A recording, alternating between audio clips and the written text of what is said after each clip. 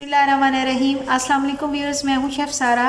आज मैं आपके लिए सर्दियों की सौगात गाजर का हलवा बना रही हूं और जिसके लिए मैंने 3 किलो गाजरें ले ली हैं और 1 किलो दूध मैंने डाल के 3 से 4 सब्ज़ इलायचियाँ डाल के इसको चढ़ा दिया है और इसको ज़रा सॉफ्ट कर लेंगे। इसके बाद बाकी का प्रोसेस करेंगे। तो इसको मैं थोड़ी देर के लिए ढक के पकने के लिए रख दूँगी। फिर मैं आपसे दोबारा मिलती हूँ 15 से 20 मिनट के बाद। इसमें मैंने तकरीबन 1 कप के करीब सूखा दूध डाला है और आधा कप मैं इसमें चीनी डालूंगी और इसमें खोया डालेंगे एंड में। तो मैं चीनी डालूँ फिर आपसे दोबारा मिलती हूँ। जी, इस पर अब हम खोया डालेंगे। हलवा हमारा रेडी हो चुका हुआ है।